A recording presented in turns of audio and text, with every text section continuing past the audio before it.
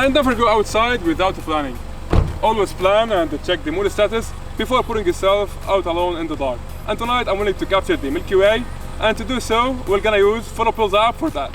We'll show you a brief how to use PhotoPills app, and if you have the app or you know how using it, just to jump to the next part. But before that, watch this amazing time lapse.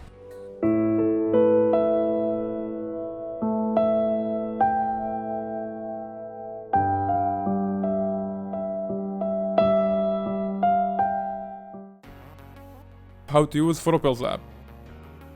Go to moon icon and to check the night condition you are planning to shoot at. Scroll down a bit to see moonrise and moonset times.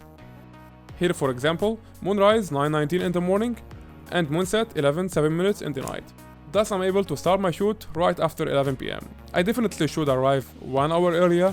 I sometimes use the moonlight to light my scene, especially the foreground, then blend it later in post with another photo. This was moon condition procedure, and to check the Milky Way condition in a specific location, just go back to planner, click on load. You have two options to check a location. First by entering GPS coordinates, or by going to point of interest, which is basically a list that you saved already, so make sure to save your favorite places. And just by swiping my finger on the timeline, I can see Milky Way position in the sky. The big circle refers to galactic center, which is the brightest part of Milky Way. And this will help a lot to figure out the timing, camera direction, and Milky Way condition. Swipe couple pages to Galactic Center visibility page for more Milky Way information. And one more swipe to double check Galactic Center visibility bar. Unfortunately, the place I intended to shoot isn't technically isolated. Eventually no light pollution in my image, but have some in my back miles away, which is illuminating and giving some ambient light to my scene. Indeed, you get better sky and star images in such isolated place. Like this, and this. Alright, by starting first, I thought that I'm gonna have a problem with the A7 III since there is no manual focus indicator on the lens. But the thing is, I found out that the A7 III can focus easily. Right, I will boost the ISO for just for testing purposes. And here we go. Can focus easily. On the other hand, the 6D Mark II, turn it on. On the other hand, the 6D Mark II can't technically focus anywhere. I should use the manual focus on the lens.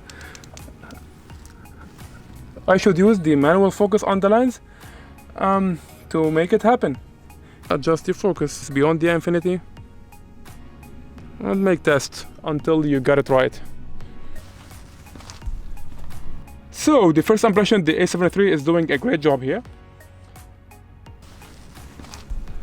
Here is the first Canon advantage over the Sony. The shutter remote port is more secured than the A7 III port. Sony has a multi-USB port. I believe this is gonna break out if you do not treat it carefully. Careful.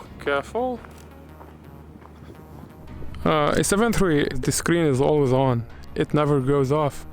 Unless if you put your hand or your eye on the EVF, and it's gonna turn off. Otherwise, you should scroll to the menu and do it yourself. Which I can't do right now since I'm doing time lapses. Don't wanna ruin my scene. And when the screen is on, it only shows a black screen with the settings on it. You can't even see a preview. In fact, I ended up understanding the black screen I told you about isn't technically black. The camera is showing me a preview, which is in this case pitch black. I'm back home and I'm on my computer, and I'm excited to dive into Lightroom, checking A7 III and 6D Mark II performance, which is the purpose of this whole video. As I'm looking now on both cameras' results, I can properly see how sharper A7 III is. Not only because of the lens, in fact I did focus manually on 6D Mark II and tested it a couple times, but seems A7 III autofocus is much better than my manual focus. And maybe you can focus manually better than me, but this is the best I came up with. I set white balance roughly to 3000 Kelvin, and I'm gonna make it a bit warmer in Lightroom. on ISO 3200. When zooming in to 100%, 6D Mark II is a bit noisier. Unfortunately, 6D Mark II is still remarkably noisier than A7 III at ISO 6400.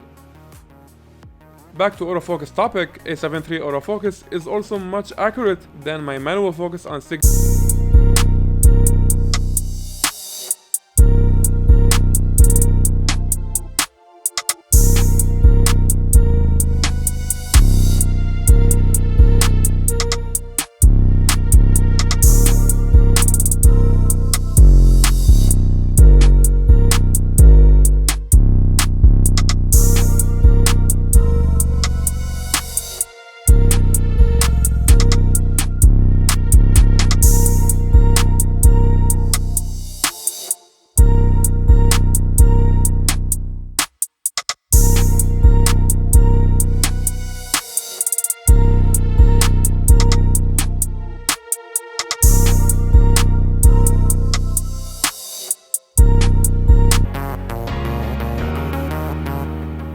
It was a really nice experience. I like A7 III low light autofocus system.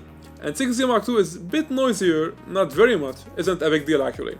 And I did focus manually like I used to do for years.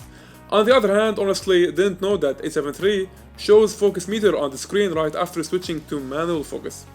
Two things I still like in Canon. Basically, the shutter remote port, which is way stronger than A7 III multi-USB port, as well as the screen that it's always on A7 III, even when I'm doing time-lapse. In terms of editing, the colors you get straight out of the cameras are not similar, and I don't really know which one is close to reality. As I'm editing anyway, I ended up delivering the same final images, so I don't think would call this a problem. And finally, thank you for watching, and if you like the video, hit the like button, and let me know your feedback. Would love to hear your experience. Keep it up, subscribe for my coming videos, and check other Sony and Canon reviews I make on this channel. Thank you again, and see you next week. Come on, A7 III. One more shot. One more shot. Oh, that's it.